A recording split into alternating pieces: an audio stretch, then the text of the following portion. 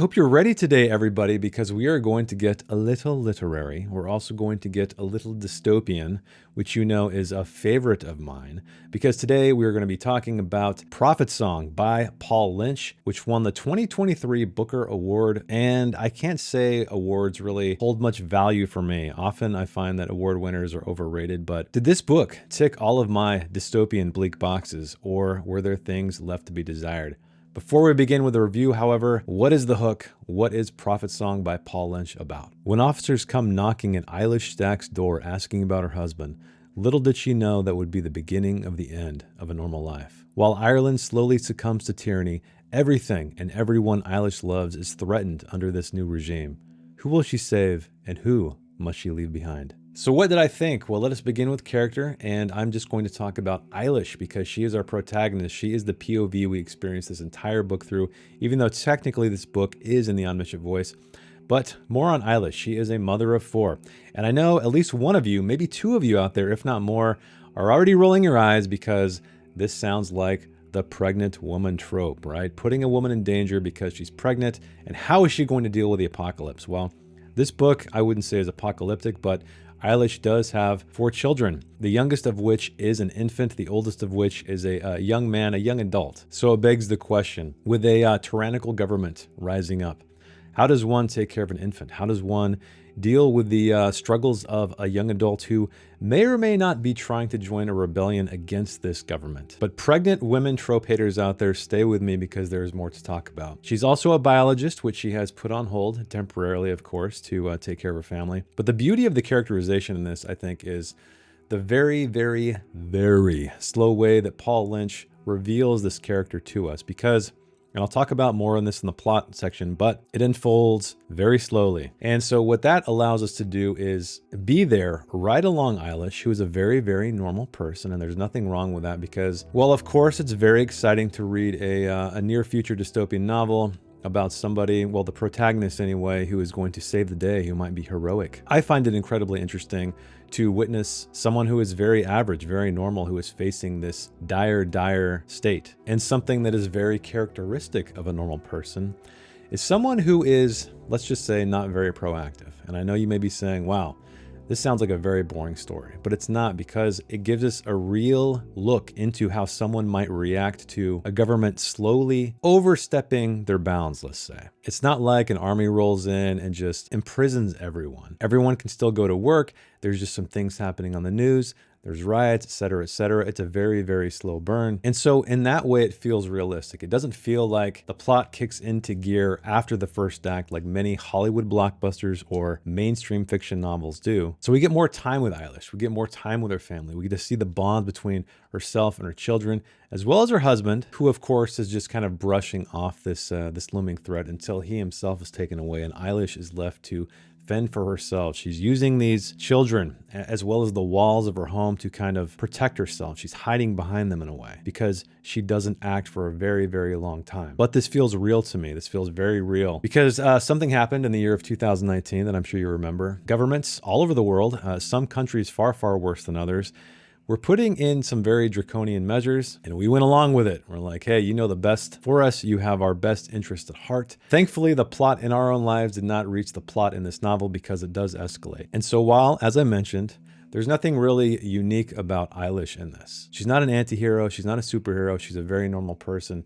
And I believe that Lynch created a protagonist like this for us to really, really empathize with because she could be our neighbor. She could be us. And to me, I know a lot of people read fiction for escapism, and I do too, of course, but I really appreciate realism in fiction more often than not. So great characterization in this novel, just don't expect any kind of heroic deeds. So let us talk about the plot next, and because plot and character are so intimately tied, this one, as I mentioned, unfurls very slowly. It is a slow burn. I love slow burns. However, at times this book was a little too slow for me. And more than anything, this book feels like a prequel to Margaret Atwood's Handmaid's Tale, which I really enjoyed. And the similarities are not just in plot and character, but in prose as well, but I'll talk about that in a little bit. Because we have such a slow burn plot, you may wonder, what makes reading this book interesting? Well, I think it's really this slow development, right? This character and the situation firmly, at least feeling like they're real. But fear not, it does escalate. And I think the most interesting, or it could be frustrating thing to you out there is while Eilish is plodding along,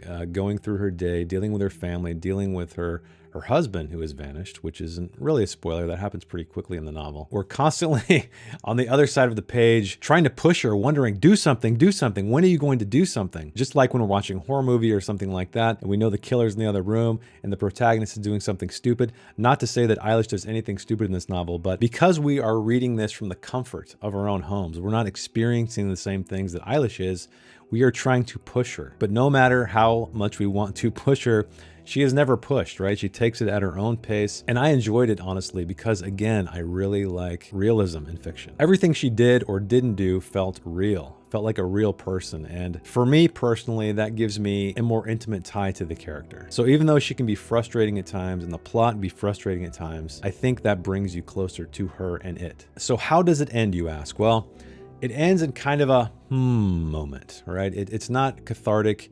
It's not even bittersweet, which is one of my favorite kind of endings, but it does make you think. However, I don't believe it's going to be enough for a lot of you out there. Me personally, I enjoy it when stories let the ending breathe. They don't give me all of the information, but if we had a spectrum of giving you all of the information and giving you none of the information, it's probably leaning more towards the giving you none of the information. So if you don't like books like that, you may find the ending unsatisfactory. I really enjoy these kind of endings because it's almost like the final note, a sustained note, if you will, at the very end of a musical piece that kind of drifts off into the distance ever so slowly until it finally meets silence. And these are the kind of books when you close them up, you almost have a moment of silence along with the character and immediately start concocting what is going to happen next. It's a very melancholic ending, and while Eilish experiences plenty of tragedy in this story, it is not a complete tragedy. But even if you're the kind of person who wants everything explained, you want everything buttoned up, I urge you to at least keep an open mind because there are a lot of great things to love about the plot. So let us talk about the writing itself, or as I like to call it, the cinematography of the novel. Well, this is probably the best thing and the worst thing about the novel. Let me explain. So, I like paragraphs. What can I say? There are no paragraphs in this book whatsoever. There are scene breaks. Your eyes get a little bit tired reading this book, at least mine do, because I enjoy white space. It creates a tempo. So writing for me is very musical, with fragments, with longer sentences, shorter sentences, and of course paragraphs, which allow you to punctuate the writing. It's almost like a shift in key or a shift in tempo, which means this book's tempo is just kind of a steady strumming guitar the entire time. Granted, there are some moments of impact. I'm not going to say there aren't because, of course, she gets herself as well as other people around her into a lot of danger. But this really frustrated me because I'm a very visual reader. Not just what the words are saying on the page, but how they are presented to me. And this may not bother you whatsoever. So if you're the kind of person who only fixate on what the words are communicating and less about the tempo of the layout, then you're going to be fine. But there are some other things I should mention as well. Another thing is that there are no quotation marks around dialogue. So Cormac McCarthy fans, you will be right at home here. But remember, because there are no paragraph breaks, so one line of dialogue will bleed into another line of dialogue, it's typically separated with a so-and-so says, but sometimes because there are no quotations, there are no landmarks to dictate what is dialogue, what is not. So whether that be a line break or a quotation mark. So at times this can be difficult to follow. And really, I can appreciate what Lynch is doing here.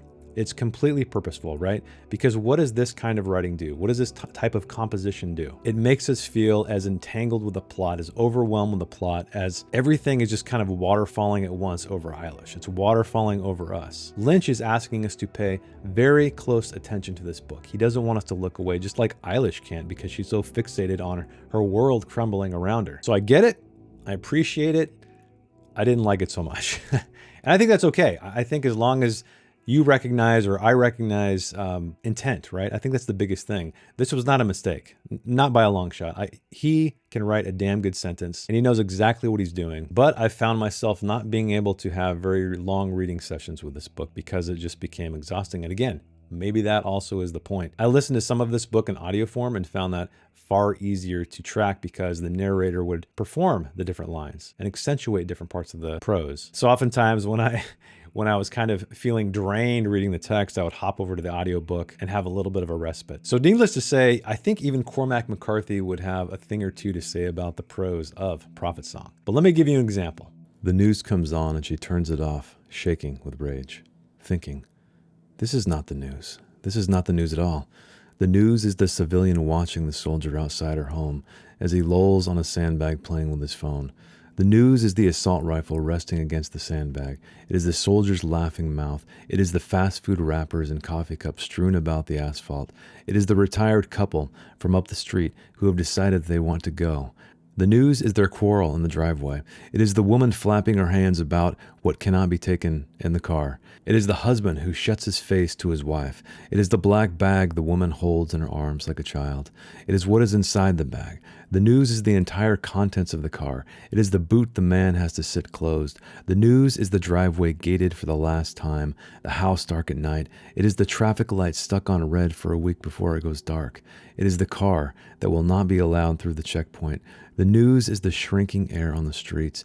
It is the shuttered shops, the windows plyboarded. It is the horse dogs woofing throughout the night. It is the eldest son who does not call anymore because it's too risky to call, and nobody knows if he is dead or alive." Beautiful, right? It's saying a lot, it's doing a lot, it's doing double duty, triple duty at times. And in case you didn't catch it, that was a single sentence. Now, I'm not going to say this book is completely littered with sentences like that. There are plenty of short ones, but you might also notice that there were comma splices everywhere. Lynch says F you to much of the grammar rules, and that's okay. I'm totally fine with that in fiction. I feel like sometimes when you are too rigid to the rules of grammar, the fiction becomes too academic. It almost feels like you're reading nonfiction. And I think fiction is really where we want to stretch our creative muscles, where we want to play, where we want to break the rules. However, I think you need to know the rules. And of course, I know Paul Lynch knows the rules. While the prose was beautiful, incredibly appropriate for the character and what she was going through, it was sometimes a pain in the ass for me to read, which is why I'm going to give Prophet Song by Paul Lynch a 7 out of 10, a dystopian tale with deep, subtle characterization that warms my dark heart, with a plot that unfurls so slowly that you think maybe, just maybe, Eilish on the very next page in the very next sentence is going to finally do something, with an ending that makes you feel a little bit empty and writing that is beautiful yet incredibly frustrating at times. Overall, I did enjoy this novel. I had to take plenty of breaks, as I mentioned, but a lot of those times were me turning over to the audiobook to have a more normal experiential experience. But let me know, did you read Prophet Song? Down in the comments below. Does this sound like a book you would enjoy? Does this sound like a book you would loathe? I would love to hear it. I would also love to hear of any other dystopian near future recommendations you might have. And if you would like to check out my own works of fiction, please check out the Amazon links down in the description below. And as always, thanks for hanging out with me. Thanks for watching, and I will see you in the next one.